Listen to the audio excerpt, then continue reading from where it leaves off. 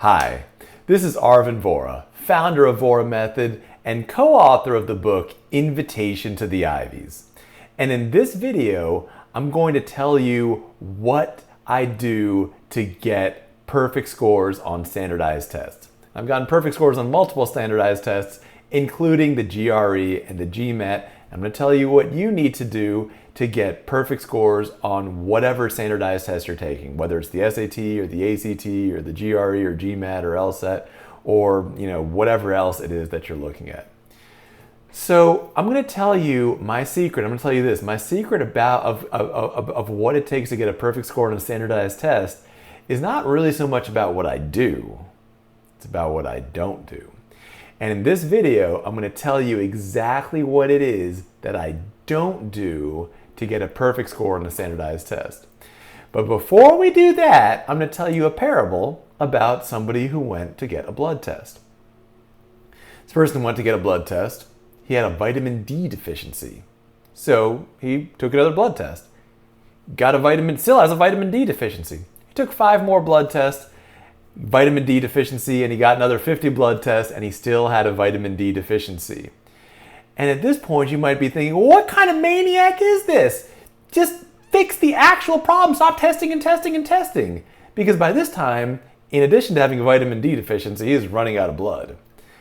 Now, before we judge that person too harshly, I want to tell you another story. And this story is about somebody who was trying to get a high score on the SAT. So he took a practice test. He didn't get the score he wanted. So he took another practice test. Didn't get the score he wanted. Took 5 more practice tests. Didn't get the score he wanted. Took another 50 practice tests. Didn't get the score he wanted. Now, if that sounds familiar, it's because that's exactly what the vast majority of students do when they're preparing for the SAT. And it doesn't work because that's not how practice tests are meant to be used.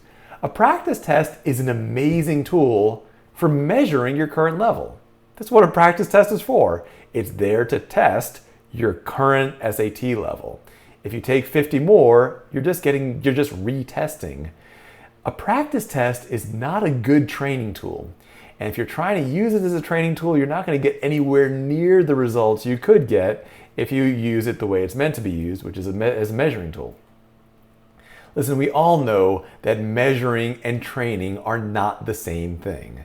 If somebody's trying to get in shape, weighing yourself 50 times a day is not going to do that. Exercise will do that. Weighing yourself and exercise is not the same thing. If somebody's trying to lower their blood pressure, checking your blood pressure 2,000 times a day is not going to do that. Changing your diet might do that. Addressing your blood pressure and just measuring your blood pressure are not the same thing. Measuring and training are 2 different things. And the key to getting a perfect score is to recognize what a practice test is for. It's just to measure, and it does that well, but it's not there to train. To use a practice test correctly, after each practice test, you should use the information you get to actually do the training that you need. You can use the problems that you got wrong on the practice test, thoroughly analyze them, fix any missing prerequisites that you have there, address the underlying gaps, and maybe see if you can either find or even create on your own a few other similar problems to make sure you really understand not just that concept, but also the underlying concepts for that problem. That's what real SAT training looks like. That's what real standardized test training looks like.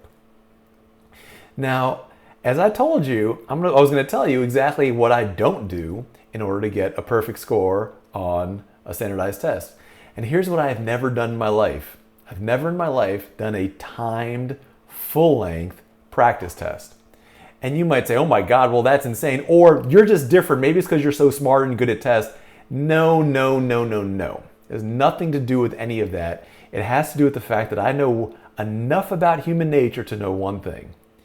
People avoid hard work and people avoid pain. And when you're doing correct follow-up on a practice test, there's going to be a lot of hard work and there's going to be a bit of pain. It's going to be much easier to do what most people do. Most people say like, oh, I should have said D instead of B. Or, oh, now that I see the answer, I totally get it now. Don't worry, everything's fine, I get it.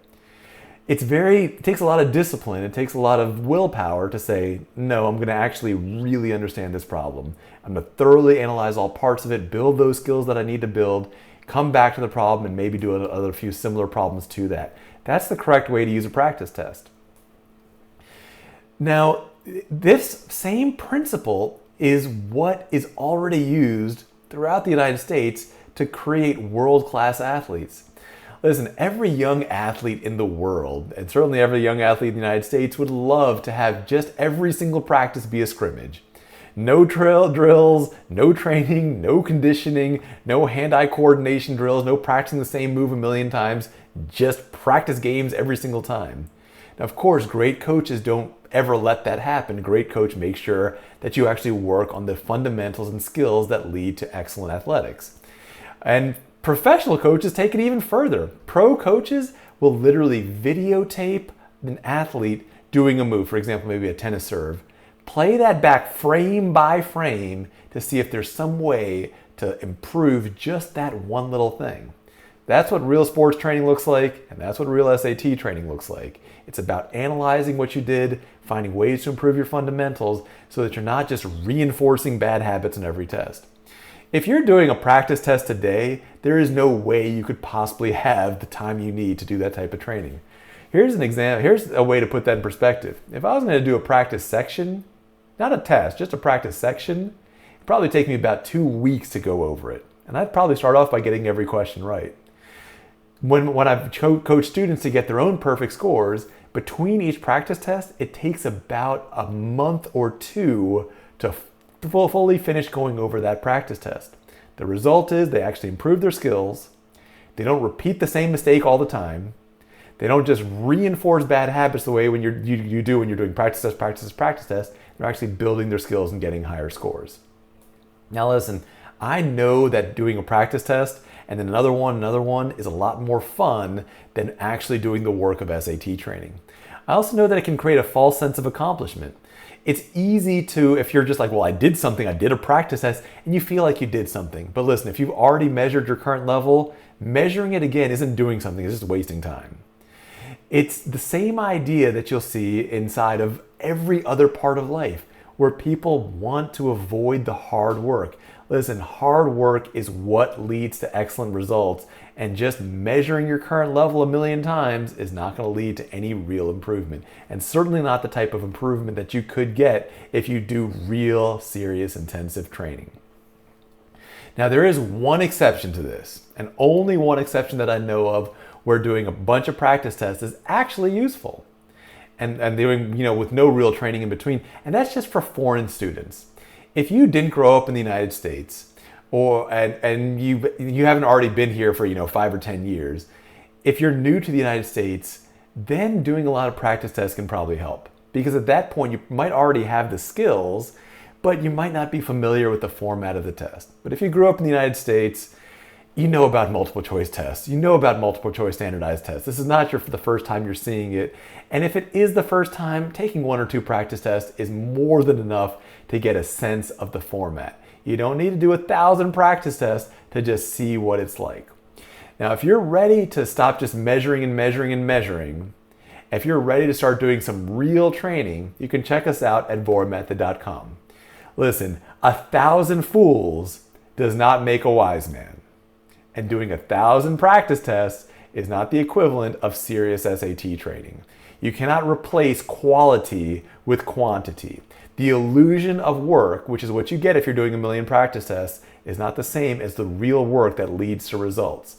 And if you're ready to move past that sort of juvenile game of practice test, if you're ready to stop the famous definition of insanity of doing the same thing 1,000,000 times and expecting a different result, if you're ready to actually do serious training between those tests so you can increase your level to the highest level you can get to and maybe even get that perfect score, then you can check us out at vohramethod.com. And you can see how you can take your current level to the highest level and get an amazing score on your next standardized test.